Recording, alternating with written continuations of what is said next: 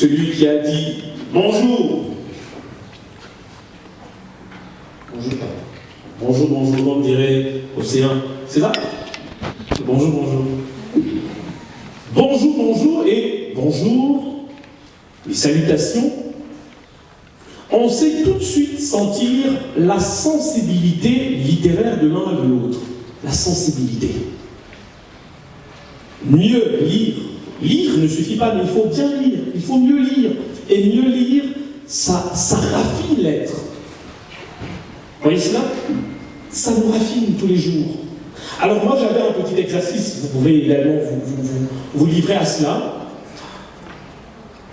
Il y a une petite pensée qui vous traverse. Les pensées nous traversent chaque jour, à chaque instant. Mais forcez-vous, de la pensée la plus simple qui soit, prenez-la et essayez de la transcrire sur votre statut WhatsApp et voyez le nombre de réactions. Faites ça tous les jours. Moi, j'ai fait ça à une certaine époque. Vous pouviez sentir que 2 mois après, je n'étais plus le même. 2 mois après, et ça vous accompagne partout, que ce soit dans une conversation ou encore au prétoire. C'est-à-dire qu'il y a une sorte de réflexe. Réflexe qui vient de toi, qui vient de cet effort qui crée des inhibitions. Les bonnes habitudes, je les inhibe. Alors, je les inhibe à quelle fin? Le raffiner. Convaincre, pour moi, ça devient finalement accessoire parce qu'il y a le jury. Vous nous avez, chacun a donné, je suppose, le meilleur de lui-même. Après, ce sera une question de... Bon, c'est vrai, on dira, oui, le jury, il est objectif. Il est objectif, le jury. Il y aura, au fond, un tantinet de préférence. Vous voyez? Il y a plein de subjectivité qui ne dit pas son nom, mais les candidats ne doivent pas être naïfs. Il faut le savoir aussi. Tout le monde aimerait gagner. Tout le monde aimerait gagner. Si c'était possible, nous donnerions des trophées à tout le monde. Mais ce serait quoi alors l'intérêt? Ce serait quoi l'intérêt des jeux? C'est ça, l'important c'est où je participe parce que l'effort fait l'effort.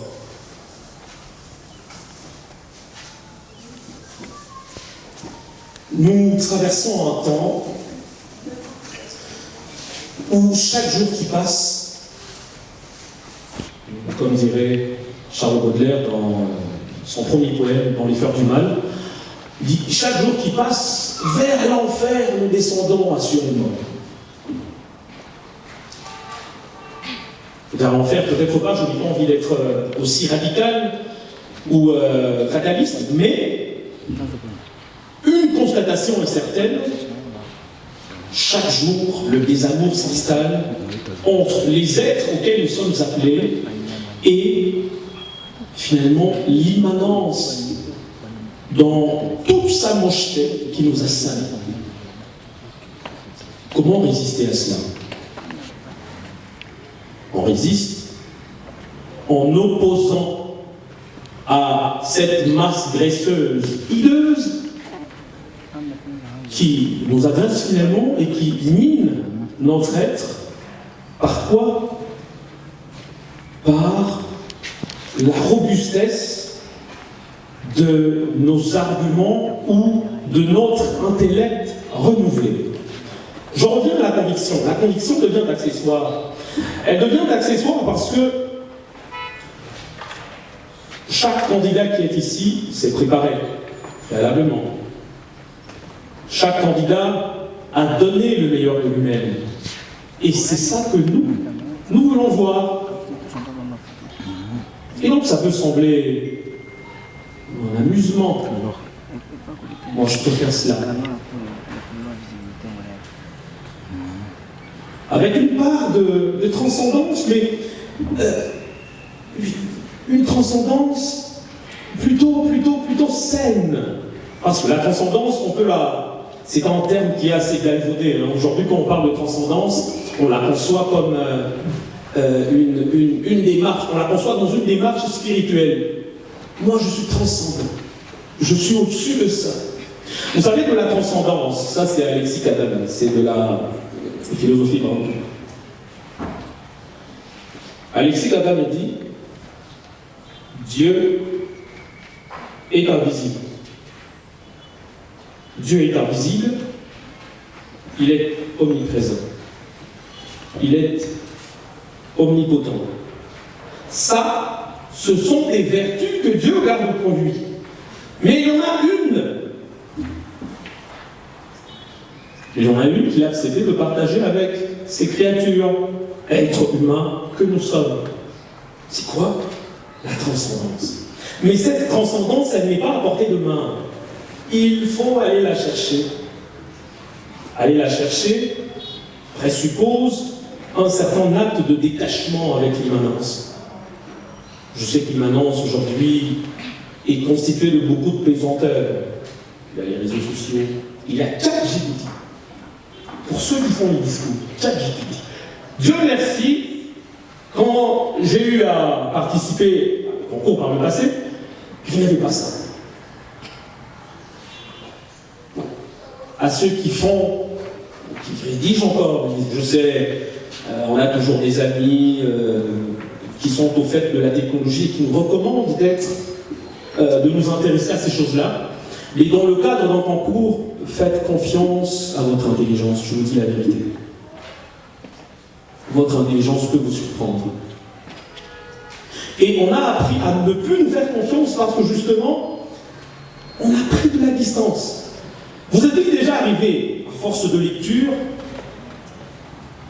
conversant avec votre ami ou avec votre collègue, vous est-il déjà arrivé que votre intelligence vous fasse peur? Peur au sens où vous ne vous pensiez pas capable d'accoucher d'une telle pensée aérienne. Ça vous est déjà arrivé? Il faut multiplier ces moments-là. Ces moments où votre intelligence vous surprend. Où vous vous surprenez vous-même. Mais là, il y a un autre facteur. Il y a l'entourage. Il y a les amis. Nos fréquentations. De quoi parlons-nous tous les jours? De quoi parlons-nous? Le sujet, avec un peu de recul, ce n'est peut-être pas la chose la plus importante. Mais comment en parlons-nous? On en parle dans quel langage? On a perdu le sens du langage soutenu. Et j'en regrette cela aujourd'hui. Parfois, dans les concours d'éloquence, bon, voilà, il faut que votre langage soit un petit peu nivelé. Quand vous parlez de Socrate, on ne comprend pas. Non. Il faut qu'on sente la différence. Il faut qu'il y ait démarcation entre vous, qui êtes artiste de la parole, avec les vulgaires qui traversent nos routes chaque jour. Il faut qu'on sente ça. Et cela doit être perceptible, pas seulement quand vous pensez, mais au début de la pensée, on doit sentir ça. Je l'ai dit, ça joue dans les détails. Bonjour est différent de bonjour. Bonjour. Voilà. Marc Conan disait rien qu'à la manière de dire bonjour, je sais savoir combien de livres vous avez lus et combien de livres vous avez coloriés. C'est vrai. Alors, pour conclure, puisque c'était une improvisation, je voudrais vous souhaiter à tous les candidats, bonne chance, bonne prestation, c'est tout ce que je vous souhaite, et à nous tous, bonne écoute. J'ai dit. Voilà. Merci Monsignor. Avant qu'il ne s'asseye, Maître Pierre Kazapou, président du jury. Je demanderai aussi à celle qui est à sa droite de se tenir debout. Je voudrais vos ovations, s'il vous plaît. Maître Noéma Moussaoui. Merci. Alors, à partir des tirs de Maître Pierre Kazapou. Alors, Pécher Voici le moment tant attendu, celui au cours duquel vous auriez eu envie d'entendre des jolis mots, des belles paroles. Et je sais que mes très chers candidats se trouvent sur des sièges sophistiqués parce qu'ils ont décidé d'être acteurs et non spectateurs. Chers invités, chers membres du jury, prenons place pour le premier sujet. Nous allons le lire, il s'intitule « La véritable élégance est-elle de suivre la mode ou de s'en affranchir ?» Pour ce sujet, suivre la mode ou s'en affranchir, c'est Madame Dina Siantaya pour la thèse qui fera directement sa montée. Et après elle dit, Madame Dina, pendant qu'elle fait son entrée, pour l'encourager.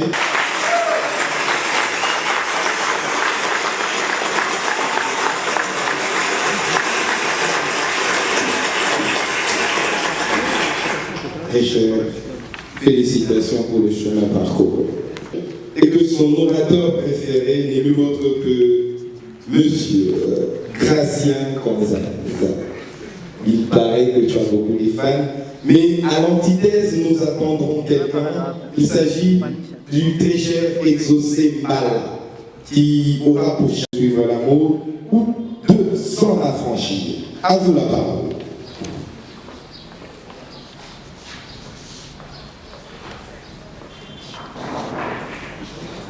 Mesdames, Messieurs du jury, cher public, balayant du regard cet auditoire, je m'aperçois que chacun a minutieusement apprêté sa tenue selon les codes du moment. Des costumes avec une précision presque musicale, des tailleurs oversize, des cocos aux pieds, dont on comprend que l'animal a souffert, Hermès par-ci, Dior par-là, sans oublier les sublimes Rolex et Versace. En un seul regard, cette salle réunit tendance, finesse et prestance. Alors est-il nécessaire de défendre la mode devant un public aussi distingué et un jury aussi raffiné? Permettez-moi de rectifier le tir auguste assemblée. Je suis ici pour célébrer la mode, car vous êtes la preuve vivante que ma thèse est une évidence. Mais alors, qu'est-ce l'élégance véritable? On l'a dit intemporelle. On l'a réfugiée dans le marbre comme une statue. On nous apprend qu'elle fuit les tendances, qu'elle réside dans la sobriété du passé et dans l'immuable du bon. Eh bien, aujourd'hui, je viens briser cette statue. Je viens lui rendre sa chair, son souffle et sa vie.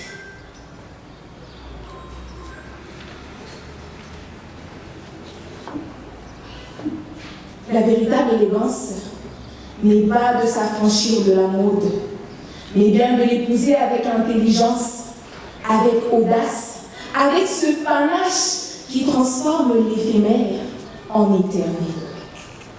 Ceci étant posé, dissipons donc toute confusion autour des concepts qui nous réunissent aujourd'hui. Mon grand-père, Larousse, me disait que l'élégance est la qualité de celui qui se distingue par sa grâce, son harmonie et son goût. La mode, elle, issue du latin modus, est une manière d'être et de faire partagée par un temps, un lieu ou un groupe. Elle surgit, elle se répand et circule, parfois sans logique, mais jamais sans impact. Quant à s'affranchir, cela ramène à se libérer. Mais de quoi? De qui? Et à quel prix? C'est donc là le cœur de mon propos. Vous démontrez que suivre la mode n'est ni faiblesse ni effacement, mais bien un acte d'intelligence, de création et surtout d'élégance. Monsieur le Président, quand la brute, sans entendre parler ni voir, communique, la mode est un langage sans mots, mais non sans discours. Elle dit qui nous sommes, d'où nous venons et parfois même ce que nous espérons. Elle est l'écho de notre époque. Refuser un mot demande une soi-disant authenticité, c'est refuser d'entrer dans le dialogue avec son temps. Tenez, prenons l'exemple de la RDC. Ici, la mode ne dort jamais. Même après le Kuruyaka, le roi de la sape, elle se réinvente à chaque battement de saison. En 2023, ce fut la renaissance du patrimoine. Les textiles traditionnels ont retrouvé le devant de la scène, cette fois sculptés par des coupes audacieuses taillées dans le présent. Puis 2024 est arrivé avec son souffle technologique, l'intelligence artificielle générative. Loin d'effacer la création humaine, elle est devenue un pinceau numérique au service des stylistes congolais et surtout des étudiants congolais.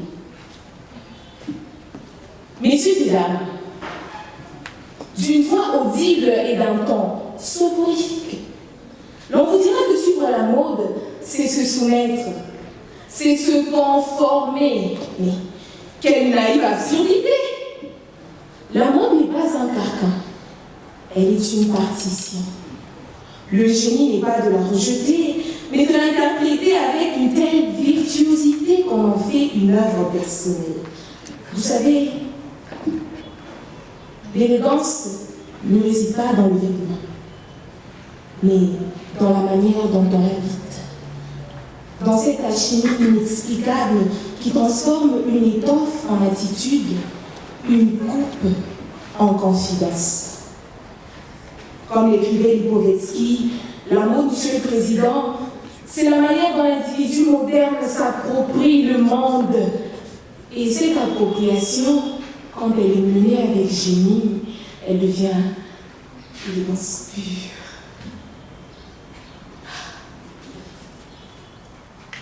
Mon contradicteur. Aussi zélé qu'un colibri en plein vol avec la plante des sages autoproclamée, nous assurons que la véritable élégance consiste à fuir les codes de mode.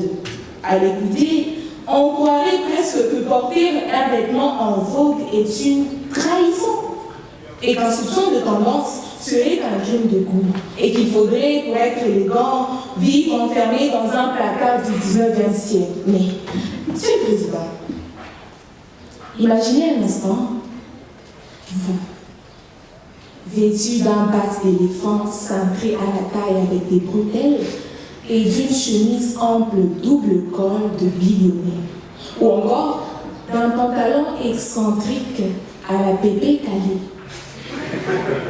Je vous demande, serez-vous fiers d'être parmi nous?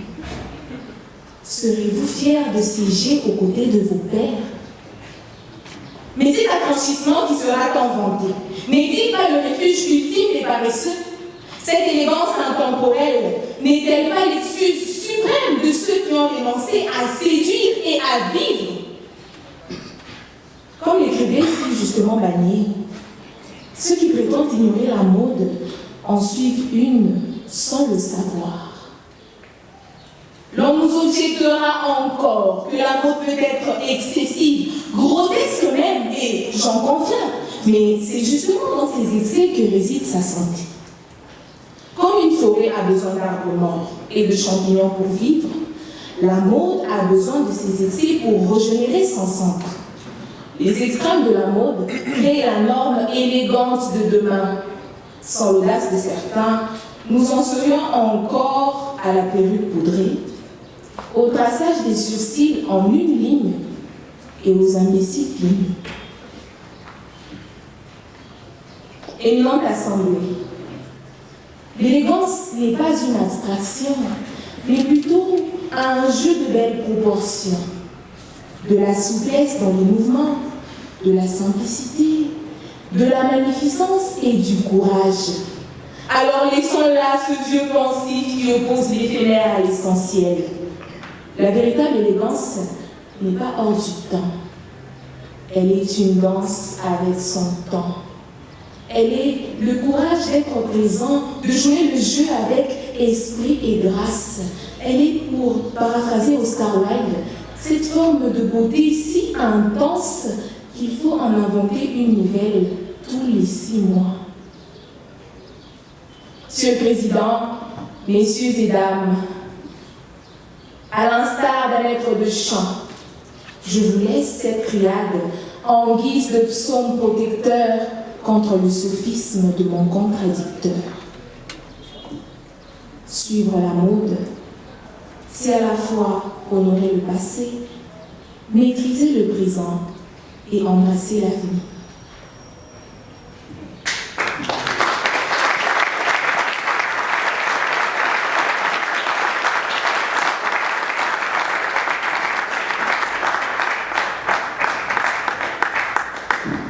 Merci, Monsemo. Merci de ces acclamations. C'était Dimension Daya qui a dit qu'il faille honorer le passé et la suite au prochain numéro. Très chers convives, Dimension Daya va laisser place. Elle va retourner où elle était sur vos ovations. En même temps, je demanderai à son contradicteur, Exaucé Mal, celui qui n'a qu'un seul modèle en écriture, qui n'est nul autre que lui-même, fera son entrée dans l'endroit sur son parterre. Vous pouvez l'encourager aussi par les ovations. Il prend l'antithèse. Il dit que la mode, il dit ceci, la véritable élégance est-elle de suivre la mode de sans la franchir. Si Dimension a dit qu'il faille la suivre, Exaucé dira qu'il ne faille pas du tout la suivre. À vos oreilles toutes.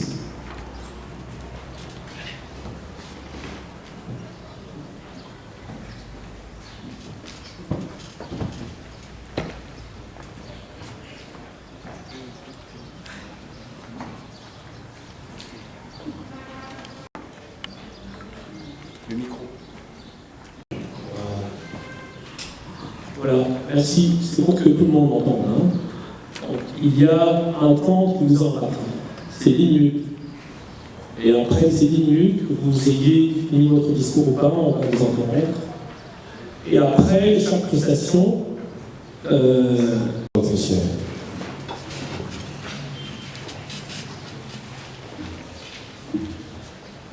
Tout a été dit, mais tout doit être dit. Monsieur le Président, honorable membre de la Cour, chère audience, il n'est point de tyrannie plus pesante que celle des apparences, disait Montesquieu.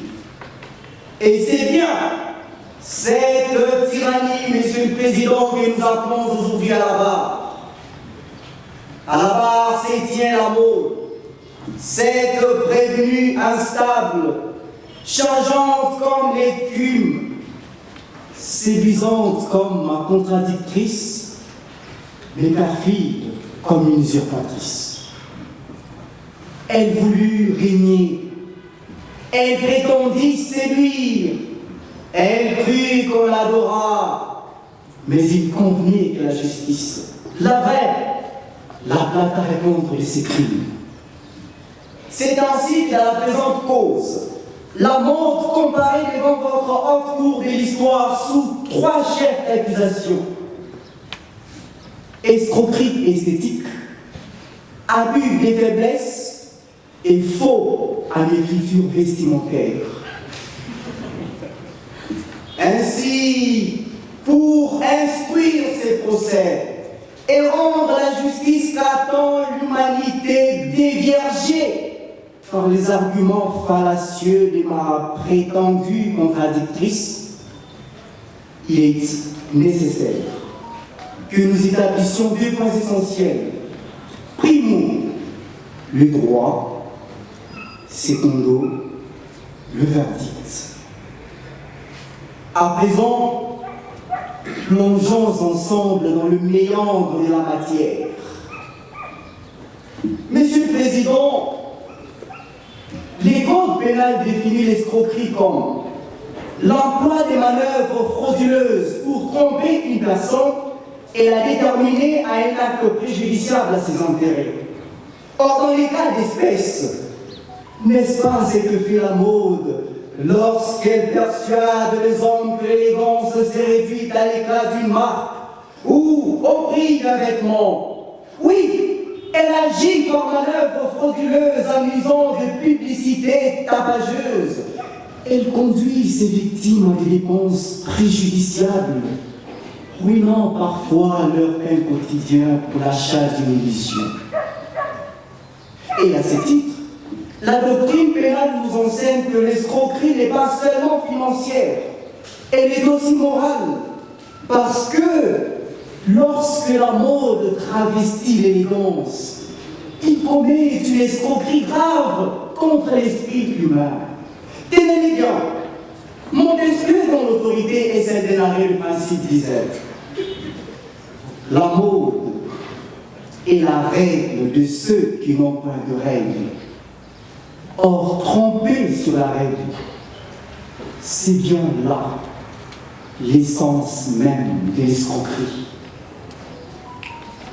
Quant à la vie de faiblesse, les droits sanctionnent celui qui profite de la vulnérabilité d'autrui pour obtenir un avantage indu. Et la mode, oui, la mode a parfaitement conscience de la fragilité de l'homme face au regard d'autrui. Elle sait que chacun aspire à paraître accepté, admiré, intégré, qui plus est. Elle exploite cette faiblesse non pour élever l'homme, mais pour l'asservir à ses dictats.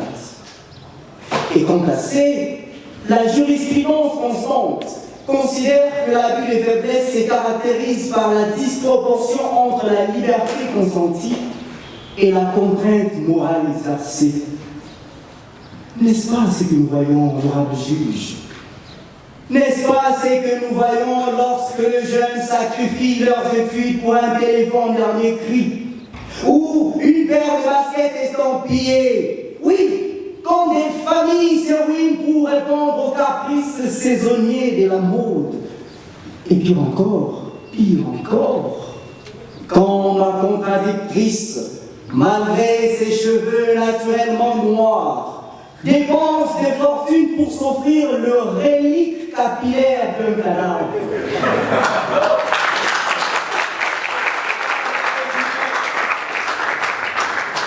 Vous, Monsieur le Président, à force de trop vouloir suivre la mode, certains ont transformé leur visage en un mur d'écrépissage. D'autres ont carrément décidé d'avoir un corps en plastique. Mais pourquoi? Pourquoi, chère contradictrice?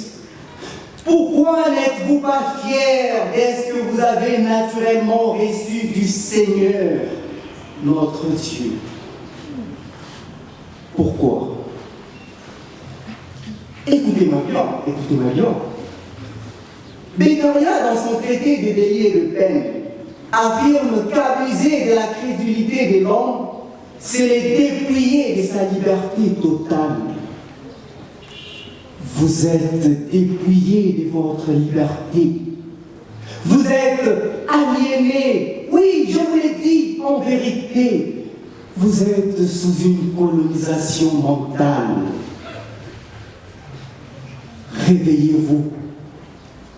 Cessez de rêver et vivez cette réelle liberté. Et vous aussi, chère contradictrice. Mais, Monsieur le Président, honorable juge, nous avons entendu. Pas bien longtemps, nous avons écouté avec attention respectueuse la plaidoirie de mon élève, de ma prétendue contradictrice. Une chose est bien claire à la vue de tous. Ma contradictrice n'a fait que verbaliser le vide avec raffinement, en invoquant ses oncles, ses grands-pères, voire même son ex. Oui, elle nous a cité de milliers et de milliers d'orateurs. J'ai sens de la compassion pour elle. Cela m'attriste. S'il eût fallu que je fusse son conseiller, je l'eusse conseillé de recommencer sa lecture à zéro, car elle n'avait rien compris à ce qu'elle avait lu, à telle enseigne que son discours tombe sous la qualification précise du délai de vide d'arguments, comme seraient les arguments des Obrata.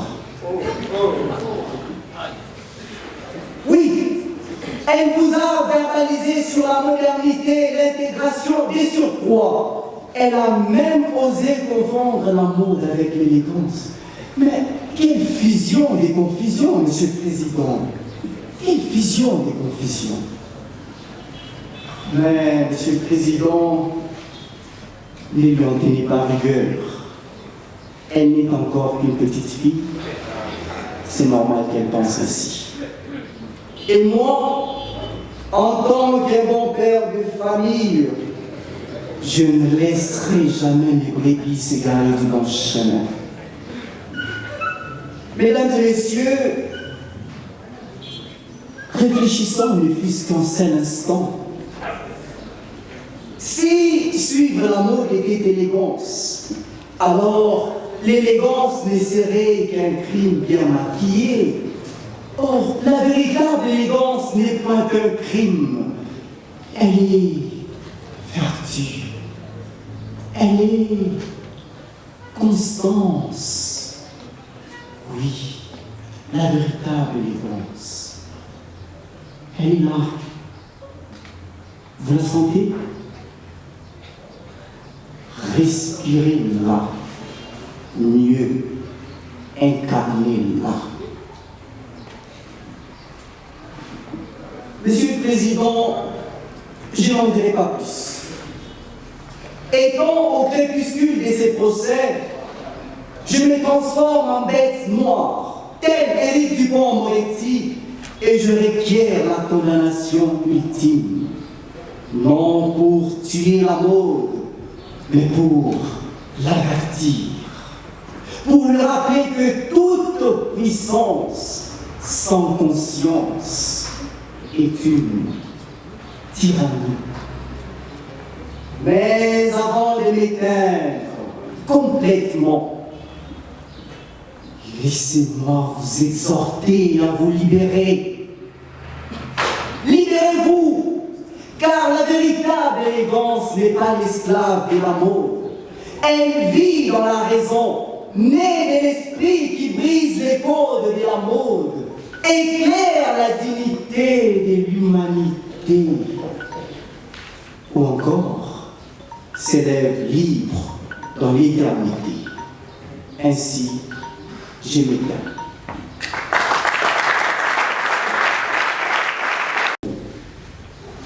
Les membres du jury ont souligné un fait, c'est celui de s'adonner à un Christ, de la maîtrise de ton sujet. Maître.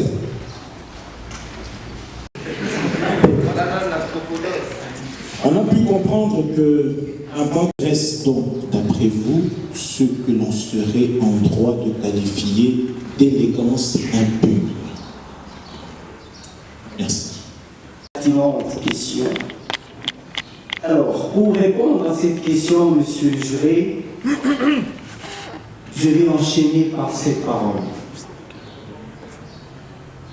L'élégance impure naît de la contemplation et des limitations de ce que l'on voit. Je dis. Il a dit. Merci. C'est un seul questionnement, une seule. Merci. Très cher. Applaudissez-la. Elle est passionnée de la lecture. Manza. Tu as la parole, transporte-nous comme Exocet et Dimensia l'ont fait avant toi. À toi. Monsieur le Président, cher membre du jury, je sais déjà ce que vous pensez. Voilà, certainement parce qu'elle vient de mariage, communique horizon, ou parce qu'elle collectionne encore les histoires ratées. Détrompez-vous. Car si je parle d'amour aujourd'hui, ce n'est pas pour me conformer à ce cliché que l'on colle aux femmes, celui d'une ambition unique, dorée mais réductrice. J'en parle parce que loin d'être une fantaisie de cœur naïf, est une vérité qui interroge chacun de nous. Quand on le cherche, quand on est perdu ou qu'on ose encore y croire. Car vous êtes sans ignorer qu'il existe des vérités qu'on ne retrouve pas dans les livres, mais qu'on découvre dans les battements du cœur. L'amour. Ce mot qui fait trembler les poètes, fait pleurer les chanteurs et espérer les jeunes âmes n'est pas une idée abstraite. Il est fragile, vivant, éphémère parfois, mais éternel si on sait les cultiver.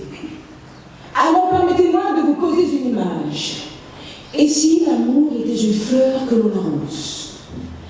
Chère audience, monsieur le membre du jury, avant d'aller plus loin, posons les bases. Une fleur. C'est une promesse de beauté. Elle naît d'une graine, elle grandit sur la lumière, mais meurt si on l'oublie. Quant à l'amour, c'est un sentiment qui unit, un sentiment qui élève, qui console, mais comme une fleur, il dépérit si on le néglige. Car aimer, ce n'est pas seulement ressentir, aimer, c'est entretenir. Pour défendre l'amour aujourd'hui, je vous propose de marcher ensemble sur 3 chemins. De prime abord, je vous parlerai de ce qu'est réellement l'amour. Ensuite, je vous montrerai pourquoi il se stagne si souvent. Et enfin, je vous inviterai à comprendre comment, en l'arrosant, l'amour peut s'épanouir et donner à la vie toute sa beauté. Venons-en. Je vous demande un instant d'imaginer. Oui, imaginez une fleur fragile, plantée au milieu d'un grand jardin. Elle n'a rien demandé, sinon un peu d'eau, un peu de soin, un peu de soleil lui fera énormément du bien. Mais voilà, le jardinier la néglige. Il oublie de l'arroser et piétine même ses racines. Alors, la plus belle des fleurs s'éfane. Chère audience, cette fleur, c'est l'amour. Et nous, cette génération pressée, très distraite et trop connectée, nous en sommes souvent les jardiniers négligents. Nous rêvons de relations éternelles, mais nous oublions d'arroser chaque jour la tendresse. Nous voulons la passion, nous piétinons même la patience. Nous voulons la fidélité, mais nous coupons les racines au premier doute. L'amour, c'est une fleur précieuse, que trop d'hommes et de femmes abandonnent au moindre vent. Mais quand on la soigne, quand on la protège, quand on y croit, elle s'épanouit et transforme même le désert le plus sec en oasis. Paul Éluard disait « Il n'y a pas de hasard, il n'y a que de rendez-vous ». Oui, l'amour survivra ce rendez-vous que l'on prend avec l'autre, car chaque geste, chaque sourire compte. Et vous le savez bien, Monsieur le Président, vous qui portez à votre doigt l'anneau, symbole éclatant de l'amour cultivé, que l'amour se nourrit des gestes concrets. Un regard attentif, une main tendue, un pardon accordé, voilà l'eau qui nourrit la racine. Sans ces actes, l'amour devient un mot vide, mais avec eux, il grandit.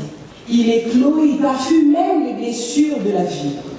Saint-Exupéry l'écrivait dans Le Petit Prince, on est responsable pour toujours de ce que l'on a apprivoisé. Oui, l'amour demande de la responsabilité et non la lâcheté. Et n'avez-vous jamais vu ces couples âgés qui, malgré les années, continuent de se sourire comme au premier regard? Ce n'est pas le hasard qui les maintient unis, c'est la patience, les gestes, l'eau versée sur leurs fleurs. Mon contradicteur. Dieu qu'il est vraiment mon contradicteur. Cet homme aux allures d'un savant, puisqu'il est large dans ses recherches, je mets mon petit doigt à couper, il vous dira ce que vous ne comprendrez aucunement du début jusqu'à la fin. Mais face à mes arguments, il vous dira sûrement, s'il s'agit d'un vrai amour, il n'a pas besoin d'être entretenu. Il se suffit à lui-même. Mais très cher, laissez-moi vous détromper. Même la plus belle des roses se déchète sans eau. Même le plus grand amour se teint sans attention. Croire qu'il dure seul, c'est confondre passion et amour. La passion brûle vite et s'éteint. Quant à l'amour, lui, se construit dans la passion, c'est dans le soin. Denis Desrogemont me disait, l'amour ne meurt que lorsqu'il ne cesse de croître. Et croître, c'est être arrosé. Car l'amour qui n'avance pas recule, et l'amour qui n'est pas nourri finit toujours par se faner. Chère audience, Monsieur le Président, L'amour n'est pas une femme. L'amour n'est pas une faiblesse, l'amour est une force. Une fleur qui ne demande qu'un peu d'eau, qu'un peu de soin pour faire éclore toute sa beauté. Victor Hugo écrivait « Aimer, c'est agir ». Oui, aimer, c'est agir. C'est entretenir, protéger, recommencer encore et encore s'il le faut. Car aimer, c'est croire que même dans les ténèbres, une lumière peut renaître. Alors aujourd'hui, je ne vous demande pas seulement d'écouter mon plaidoyer, je vous demande d'arroser cette fleur-là, dans vos vies, dans vos cœurs, dans vos familles, car sans amour, le monde est un désert. Mais avec l'amour, oui, avec l'amour, même le désert peut refleurir, je dis.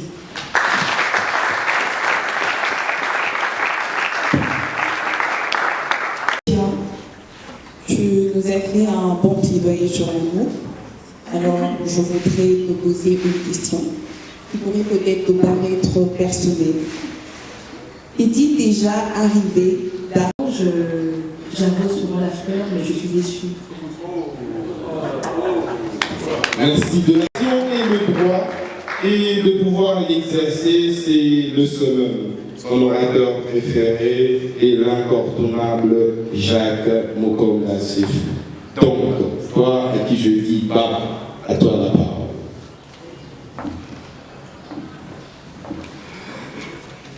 Quiconque se résout à tomber amoureux doit inévitablement s'attendre à souffrir. Honorable membre du jury, illustre assemblée, il est temps de parler d'amour. Ah, l'amour. Cette passion qui sait, lorsqu'elle vous saisit, vous transformer en un succulent poète et surtout engendrer les plus illogiques décisions de vie et les souffrances les plus éternelles. Je l'ai observé. À peine le sujet a-t-il été annoncé que les cœurs se sont emballés. Pourquoi? Parce que l'amour nous fait penser à l'image d'un long fleuve tranquille parsemé de vertus. C'est faux. En réalité, l'amour nous fait souffrir. J'accepte ainsi de porter l'accusation de l'amour dont on est dit que du bien. Car voyez-vous, mon CV amoureux étant encore vierge, j'estime pouvoir atteindre cet objectif avec autant d'objectivité. La tyrannie de l'amour, son caractère anesthésique, tels seront les deux axes de mon propos. Mais avant, permettez que je précise un point. Dans mon propos, je ferai allusion à la dimension éros de l'amour. L'amour érotique. Ce lien d'attachement et d'affection qui existe entre deux personnes attirées physiquement l'une par l'autre.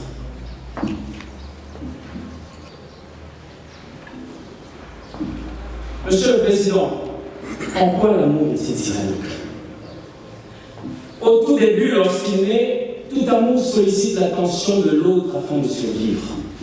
Puisqu'il faut rallumer la même flamme chez l'être aimé, nous courbons l'échine face aux règles de la séduction qui nous mettent en devoir de tendre vers l'image de l'autre. Nous n'avons Dieu que pour lui. Sur ces entrefaites, la liberté que nous avons arrachée au prix d'une inestimable rançon des mains protectrices de notre géniteur se dilue alors dans l'abondance des exigences et succombe au poison de l'amour. Nous voilà qui, étouffant seuls nos volontés sous le joug de l'amour. Les attentes ces autres, ces idéaux, deviennent des forces auxquelles ils ne font point déroger, esclaves de l'amour. Monsieur le jury, ce n'est pas tout. Même lorsqu'en fin de séduction, l'amour se ressent des deux tourtereaux, n'est-ce pas là aussi la peur de perdre l'autre qui les tient en laisse et conduit leur attitude? Parce qu'ils s'aiment mutuellement, et guillonnés par le désir à étancher, les amants hardis de se soumettre volontiers au pouvoir de l'amour en abandonnant leurs conditions, pourvu qu'ils ne partent se disent. Jean-Jacques Rousseau disait à ce sujet qu'être aimé de quelqu'un, c'est consentir à devenir son esclave. Dois-je encore le prouver?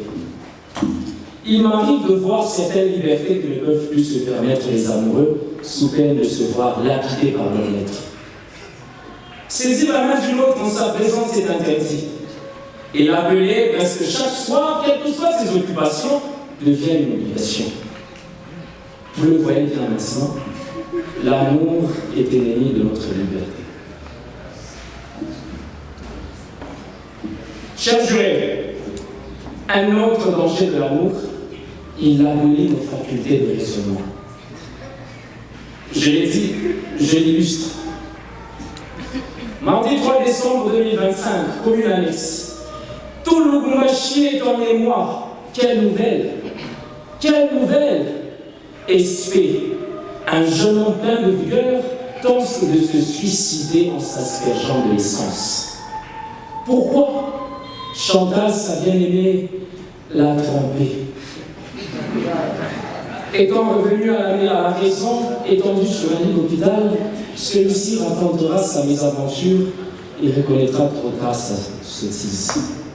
Monsieur le jury, ce récit démontre de manière éloquente sa réalité de l'amour. Dieu sait qu'il y a une forme de raison qui s'éteint chaque fois que nous décidons d'aimer. Dès l'instant où l'amour pénètre en nous, il s'impose en maître. Oui, comme toute passion, nous mobilise à son accomplissement.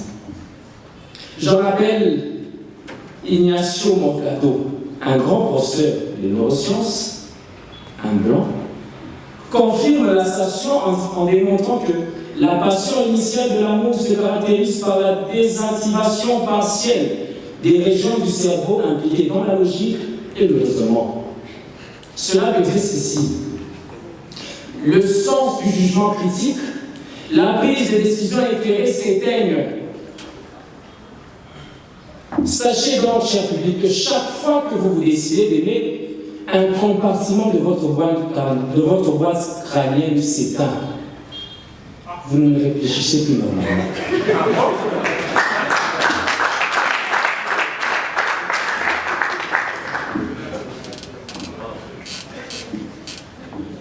Messieurs le juré, cher public, mon exposé ne laisse subsister aucun doute raisonnable sur la dangerosité de l'amour. Les quelques arguments fallacieux étés par mon contradicteur gisent déjà dans la mer de l'oubli.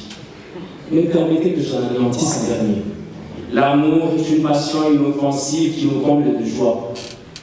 Oui, mais en apparence, en profondeur, Platon ne le voit pas de cet œil. L'amour et le désir nous renseignent-ils de l'autre, de sa présence, de son affection. Et l'on ne désire que ce qu'on manque. L'amour est donc un manque.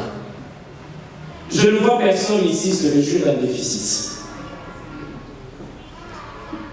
Cher public, si aujourd'hui, en sortant de cette salle, je rencontre et l'amour et le serpent, je porterai sur moi le serpent et ensemble nous ferons l'amour.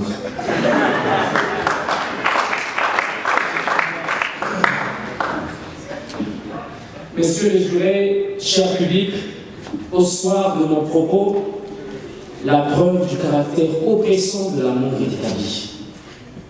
Comme nul autre, il s'empare de notre indépendance et corrompt notre réflexion. Nous cheminons alors tout droit vers des souffrances dont trop souvent nous nions l'existence. On ne nous a pas tout dit sur l'amour. On nous en a caché les aléas. Moi, je vous ai tout dit. Aimer, c'est s'abandonner. Aimer, c'est se soumettre. Aimer, c'est donc souffrir. Qui désire souffrir dans cette salle? Qui lève sa main? J'ai dit. Religieusement, alors je vais faire ce qui moralement est interdit, je vais faire un acte hominem. Vous êtes chrétien? Oui. Puisque vous l'êtes, que choisiriez-vous entre l'amour, vous sens plus appelé hyperbe, et l'éros.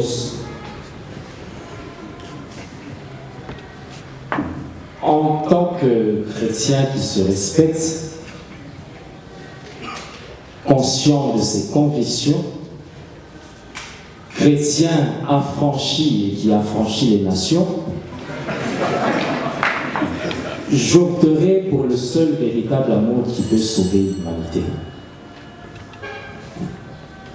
J'ai dit. Je sais que le monde évolue à la vitesse de l'éclair. Au lieu du petit pois, aujourd'hui, on a le BBL. Alors j'aimerais que nous ne puissions pas oublier les traditions du tapis rouge. Peuple de Timbadi.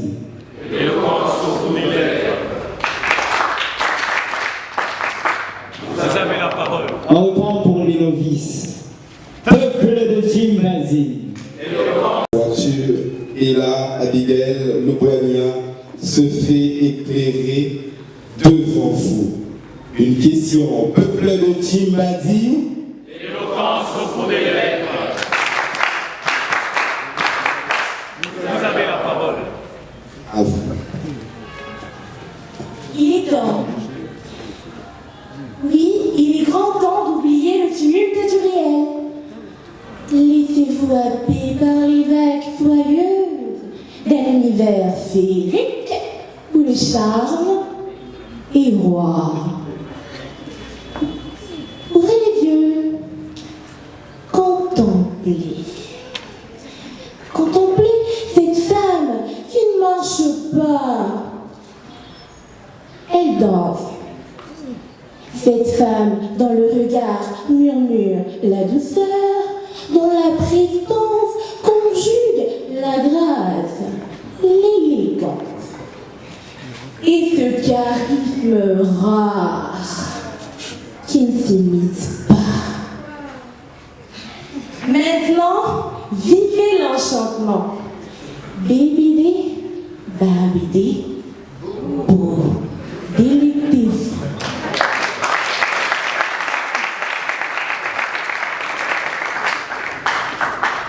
Messieurs et dames, ce que vous venez de vivre, c'est le charme. Le mot charme vient du latin carmen, qui signifie chant ou formule, qui est donc lié à un pouvoir d'attraction. Le génie, quant à lui, dans le dictionnaire Le Robert, le gros, le grand, vient du latin genius, qui désigne une aptitude de l'esprit qui rend quelqu'un capable de création.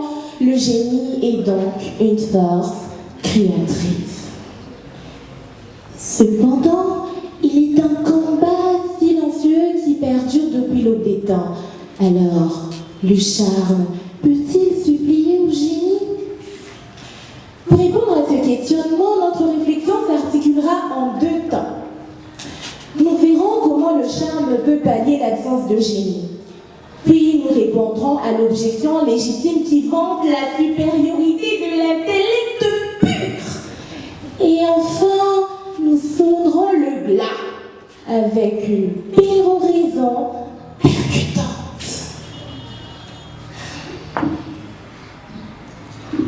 Henri David Thoreau, philosophe de génie, avait un quotient intellectuel de 150, comme mon père, et pourtant, personne ne l'avait invité à dîner. Triste. Il s'était caché derrière sa vision catéchiste, mais la réalité est abrupte et brute. Il était laid, mais surtout dépourvu de charme. Quand un homme ordinaire est odieux, on le hait. Quand un génie l'est, on appelle cela l'excentricité du talent. Médiocre! Il n'en est rien! Thoreau était épouvantable. Et cela lui a coûté sa vie amoureuse. Mais l'amour n'est qu'un terrain. Observons maintenant le champ plus vaste de la renommée. Honorable juge, il est connu que le génie fascine, certes, mais le charme envoûte. Il grave une empreinte où l'intellect passe sans frisson. N'est pas ce que soulignait déjà Machiavel lorsqu'il affirmait que les grands bouleversements viennent souvent des habiles, pas des sages. Il a d'ailleurs bien compris.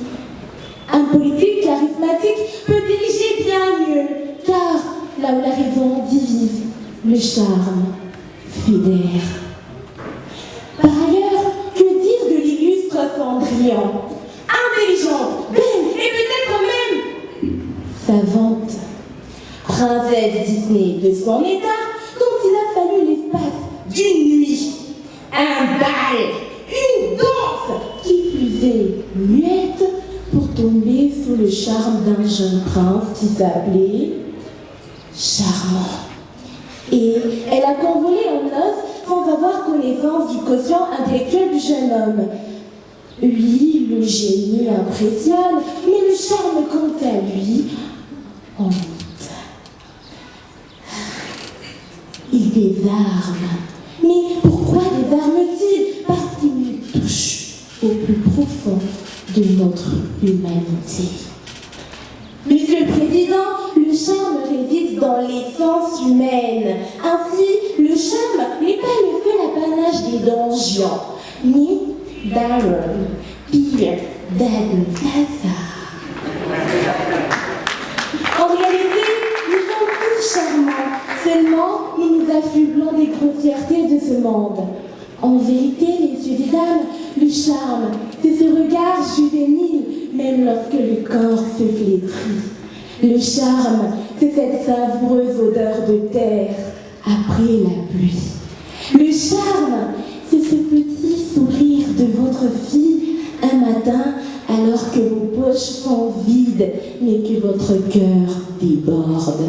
Et vous vous dites, ce soir, j'aurai du pain, ma fille. Je vous le dis, cher Juret, le charme, c'est la vie. Le charme, c'est l'amour. Le charme est multiple, il est social, sensoriel, mais il est surtout humain. Le charme peut remplacer le génie, car il est l'expression de la sensibilité humaine. Et que ferait l'humain, Monsieur le Président? Que ferait l'humain sans ce côté sensible qui l'humanise? Et cela au-delà de tous les théorèmes existants. Et le génie ne le comprendra sans doute jamais. Hier, dans une courte méditation, j'ai demandé à Dieu ce qu'il attendait de nous. Sa réponse, un souffle. Charmez-moi. Pas par vos inventions, mais par votre essence. Parce que ce n'est pas ce que l'on fabrique qui compte, c'est ce que l'on offre de soi. Et c'est précisément cette offrande que je tente de vous faire à vous, cher Juret. Vous qui constituez le Saint Graal et l'apothéose du charme par le lyrisme qui s'émane de vous. Oui, vous, cher Juret, vous qui avez exigé des arguments taillés dans le marbre, vous prouvez à suffisance que le charme réside dans cette grâce supérieure qui consiste à voir le plus grand, le plus beau, mais surtout le plus vrai. Vous me charmez.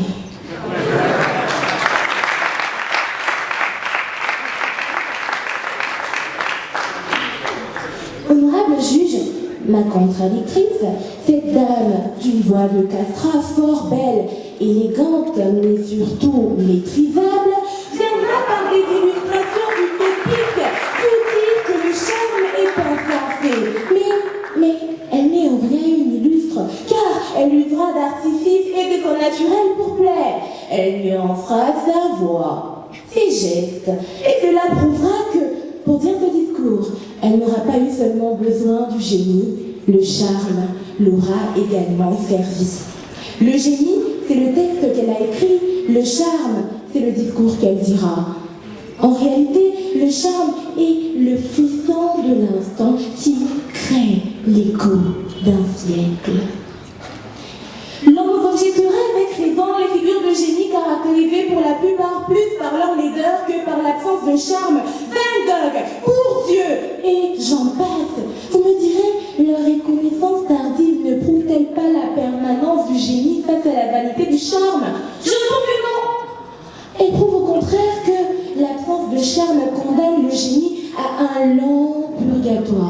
Le charme est le catalyseur qui permet à la lumière du génie de se diffuser et d'être reconnue de son vivant. N'y a-t-il pas un terrain où le génie et le charme se rejoignent?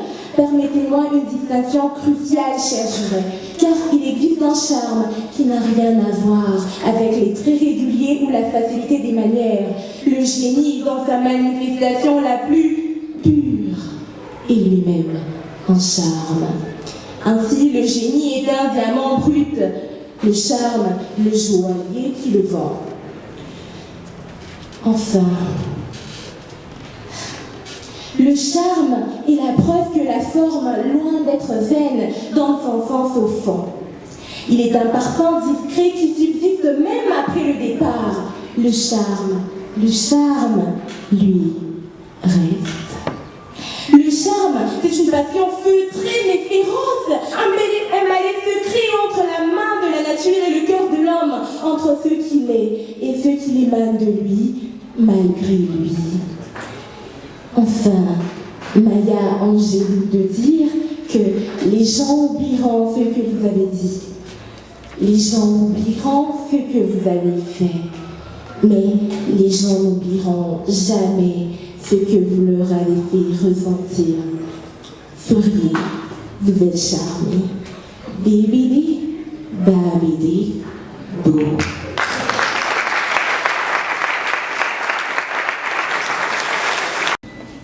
Oui. Nous avons osé supposer que vous êtes pilote stellar. Vous voilà donc en plein vol dans les airs. Le hasard d'une météorologie imprévisible vous oppose des intempéries que vous êtes censés gérer. Sommes-nous en droit de considérer qu'en lieu et place de 5 bonnes années de génie d'études, vous allez plutôt vous rabattre au seul charme de votre voix ou au charme de votre regard? Merci pour la question. Déjà, j'aimerais revenir sur l'intitulé du sujet, qui est « Le charme peut-il, pas doit-il, remplacer le génie ?» Et dans cette occurrence, je me dis que, voilà, le génie aura toute sa place. Wow. Claire et limpide. Merci. Sa passion préférée, tout simplement. Et son orateur préféré, on peut le deviner. C'est ce qu'elle nous dit. Peuple de Timbadi. Monsieur le Président, honorable membre du jury, chère assistance, le charme peut-il remplacer le génie? Tout à l'heure, vous veniez certainement d'assister au discours le plus attendrissant de la soirée. Non mais quelle douceur dans sa voix! Quelle élégante façon de parler! Cependant, on juge votre trempe. Cela ne crise-t-il pas le respect de jouer avec vos émotions? Chère contradictrice, vous avez fait le choix le plus facile. Je peux vous garantir qu'avant que j'arrive à 5 minutes seulement, ces juges avec les émotions desquelles vous avez joué auront tout oublié de votre discours. Néanmoins, pour asseoir la thèse du contre, je ne cherchais pas loin. Je n'irai pas loin, j'irai sur son propre terrain. A-t-elle usé de son charme si envoûtant pour tenter de vous convaincre que le charme peut remplacer le génie? Parfait. Moi aussi, je suis assez femme pour vous charmer.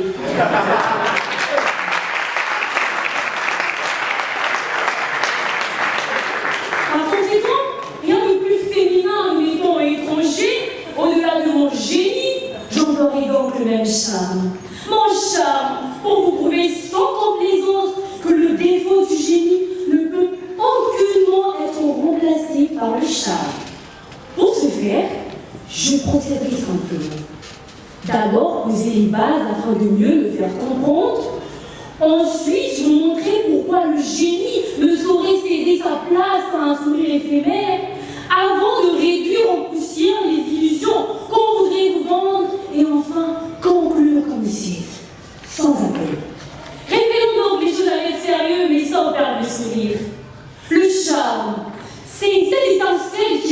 attire, qui séduit, qui ensorcelle parfois. Il flatte les sens, il captive à l'instant, mais il se dissipe aussi vite comme parfum bon marché dans le vent. Le génie, en revanche, c'est cette force créatrice qui bâtit, qui invente, qui transforme et qui transcende.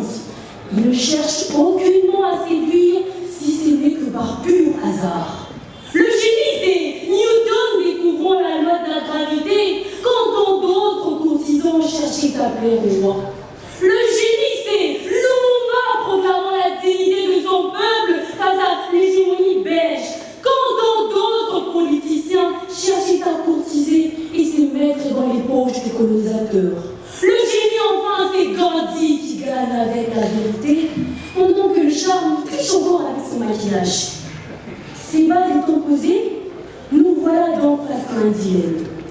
Peut-on bâtir l'histoire sur une vision éphémère? Je vous le dis sans détour, le charme ne peut aucunement ni remplacer, ni compenser le génie. Pour vous en convaincre, 3 démonstrations suffisent. Premièrement, le génie ne dépend pas du regard des autres. Il s'impose par lui-même. Il change des cours des siècles là où le charme fait sourire l'instant. Car le génie, lui, ne se contente pas de séduire. Il bâtit des œuvres, fonde des religions et grave son empreinte jusque dans l'éternité. Et nul exemple n'illustre mieux cette vérité que le Christ. Les saintes écritures auxquelles nous devons tant de belles leçons de vie renseignent que Jésus n'avait ni beauté ni éclat pour attirer le regard. Et son aspect n'avait rien pour nous séduire. Pour il n'avait rien pour nous charmer. Mais pourtant, c'est lui qui a marqué l'histoire de l'humanité plus profondément que quiconque. Sans charme, sans éclat, il a bâti une œuvre sempiternelle.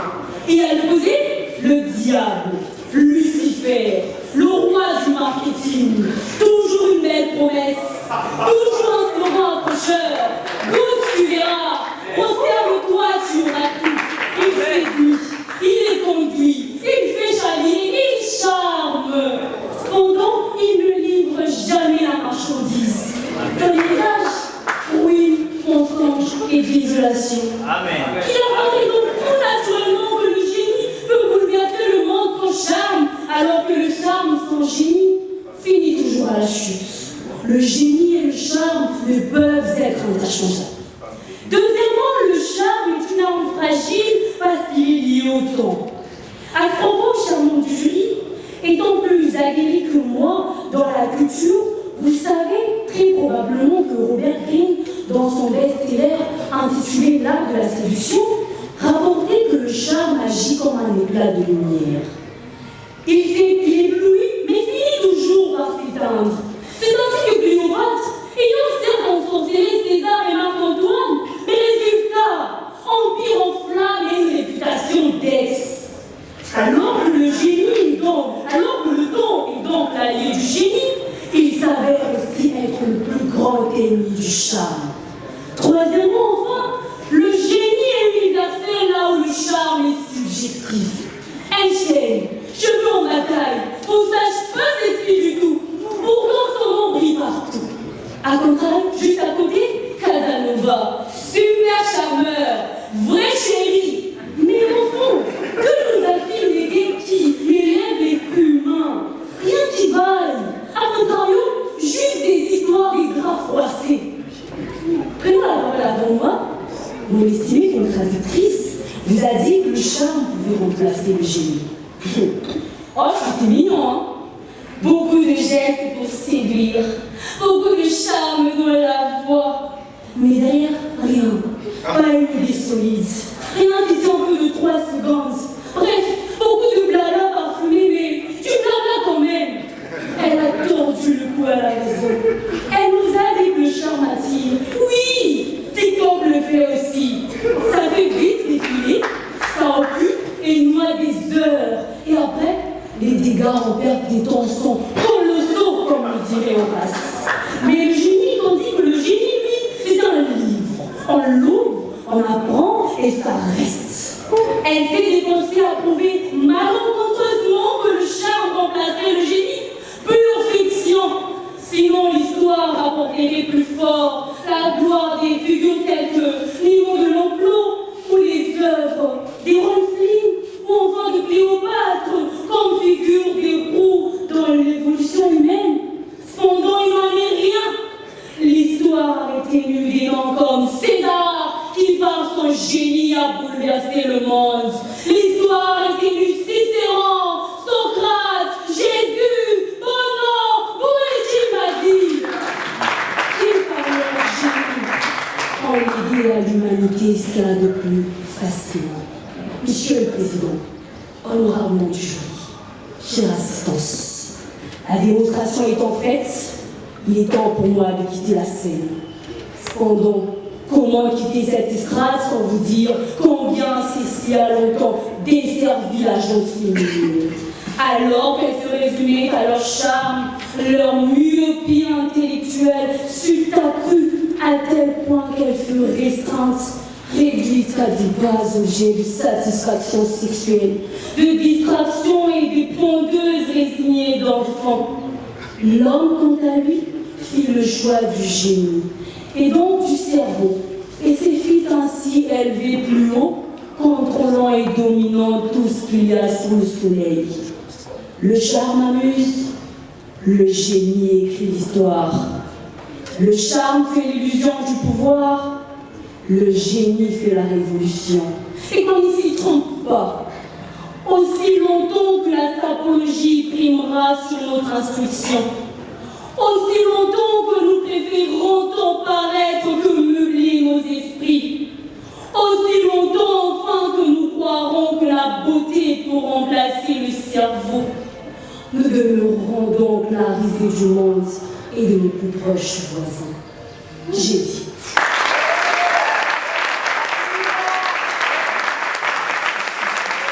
Vous avez vu comme appréhension. Mais après cela, tes chers Priska Samba, tu es soumise à un questionnement. Membre du jury. Priska, alors, tu affirmes que le charme ne peut pas remplacer le génie. Penses-tu que le charme et le génie peuvent marcher de pair? Oui. Tu peux illustrer cela par un cas de figure? J'ai préparé mon discours. Ça, c'est la prochaine. On a accoutrement, une belle lunette, ma belle main, ma belle touche. Tout ça, vous voyez, ça joue dans le charme, en fait. Donc le charme et le génie ensemble, ça peut faire quelque chose de grandiose. Donc j'affirme que oui, le charme et le génie peuvent marcher.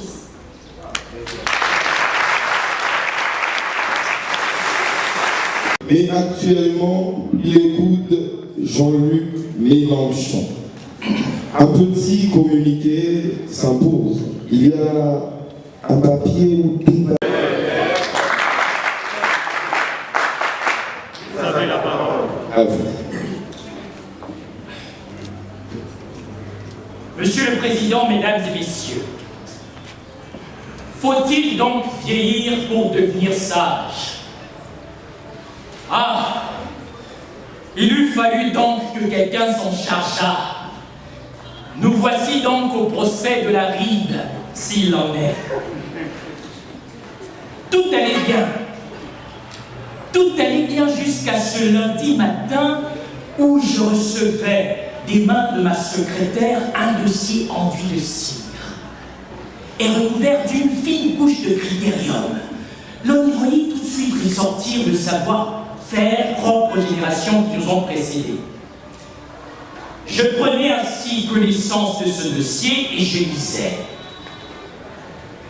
Maître Kapenga, voici enfin venu le moment. Montrez-leur que la ride est pour la sagesse, ce que la vérité est pour l'avocat.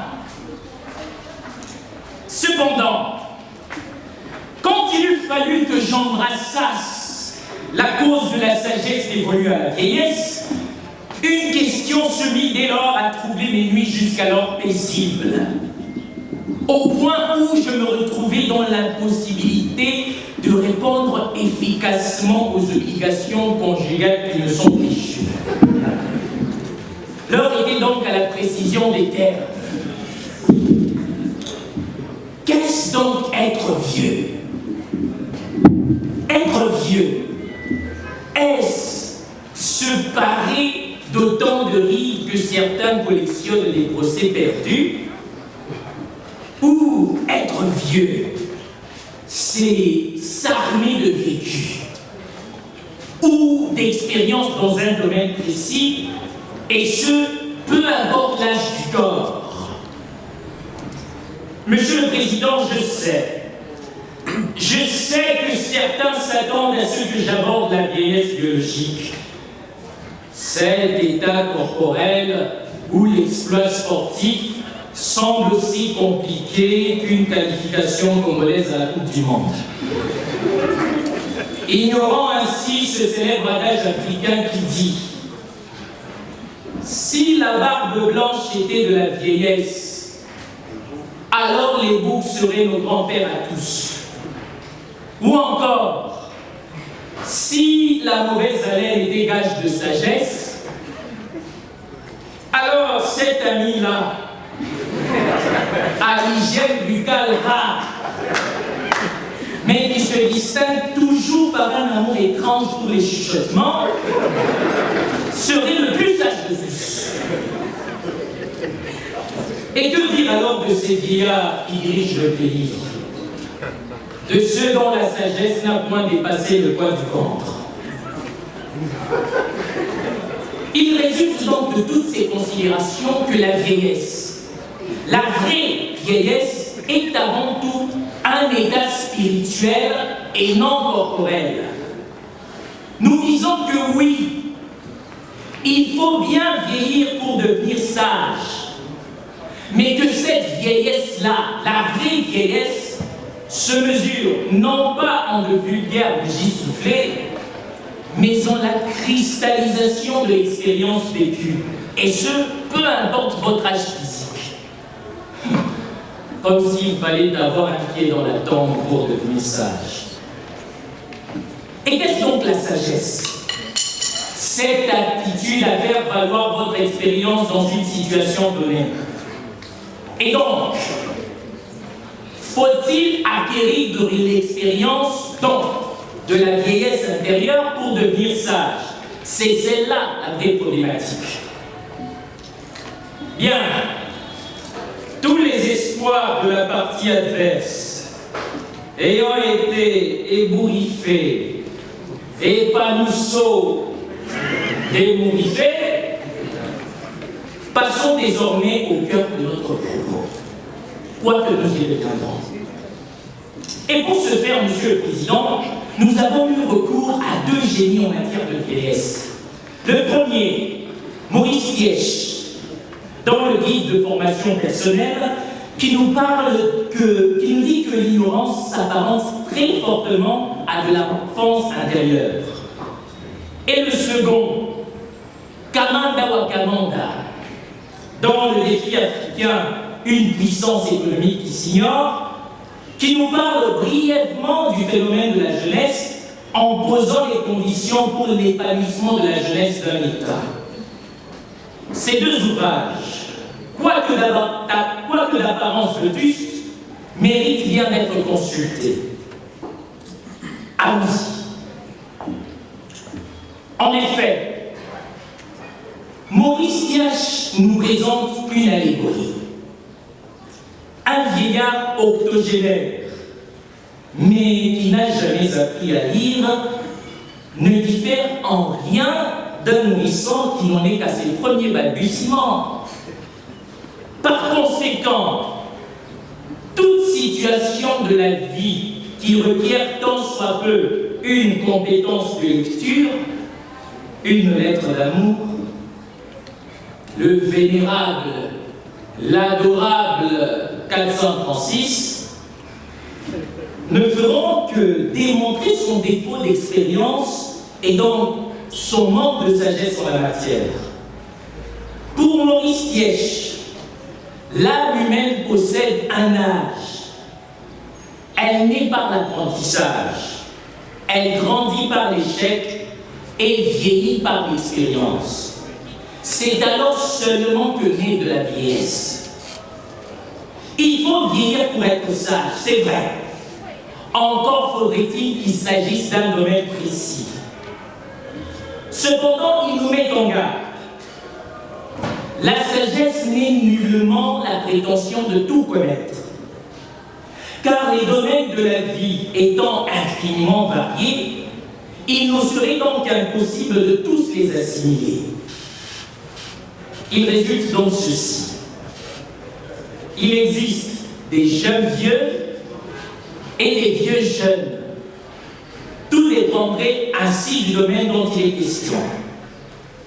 Ensuite, Kamanda Wakamanda pose les conditions de l'évolution d'une jeunesse.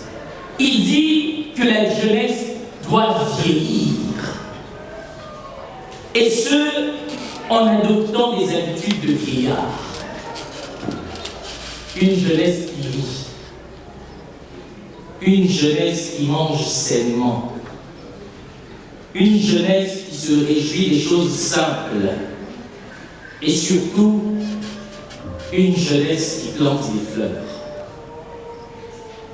Tout le contraire de notre jeunesse actuelle. Une jeunesse qui ne lit pas. Qui n'a rien fait de mieux qu'inventer la forme la plus aboutie de la faiblesse humaine. J'ai nommé le statut visé. Mais la question demeure. Comment donc atteindre cette vieillesse intérieure qui conduit à la sagesse? La réponse à cette question, je la tiens de mon père. Et je vais vous la partager. La réponse, la seule réponse à cette question, je vais vous la dire tout de suite, car je la tiens de mon père. La véritable réponse, véridique, véritable, la réponse à cette question, c'est celle que je tiens de mon père. Et je vais vous la dire. Mon père me disait souvent, et continue à le dire, le temps est pour le vin ce que l'apprentissage et la lecture sont pour l'âme humaine. Lisez, lisez donc, mesdames et messieurs, car la lecture vous bonifie. Elle vous donnera de l'avance sur votre temps. Elle vous permettra d'acquérir en une semaine à peine ce que d'autres ont mis plus de 20 ans à écrire. Apprenez tant que vous en aurez l'occasion. Voici donc, Monsieur le Président. J'en ai fini, mais faudrait-il donc que je conclue? Oui. Oui, car j'en arrive à mes derniers mots sur mon lit de mort à l'hôpital Chimnette. 4 ans maintenant que je participe à ce concours. Je suis né, j'ai grandi et visiblement j'ai vieilli au sein de ce concours, sinon j'aurais encore le droit de participer. 4 ans d'échec? Non. Non. 4 ans d'apprentissage. Et y aurait-il donc une sagesse à partager avec vous? Oui. La voici.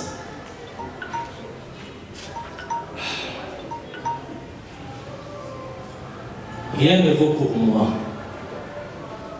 le plaisir que j'ai éprouvé à chaque mot prononcé et à chaque silence observé en votre compagnie, cher Philippe Chimbladi.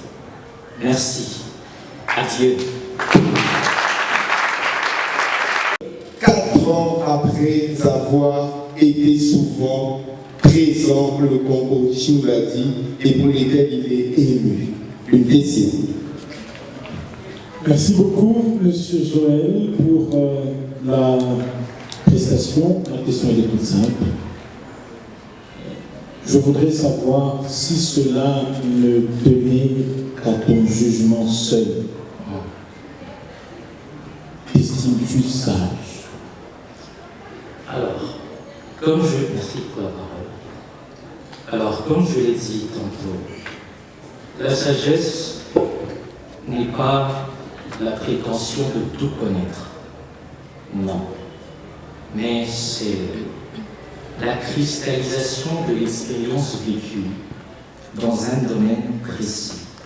C'est-à-dire que vous pouvez maîtriser un domaine X et comprendre que vous ne pouvez pas maîtriser un domaine Y. Et donc, je me dis que voilà, ça fait 4 ans que je participe à ce concours, donc je suis sage en ce qui concerne la maîtrise du mot, qui m'a dit tout simplement, rien de plus, mais dans d'autres domaines, pas forcément. Et donc, la sagesse, c'est justement cette humilité qui connaît. Vous ne me permettez pas de vous demander d'applaudir encore une fois l'équipe des rédactions.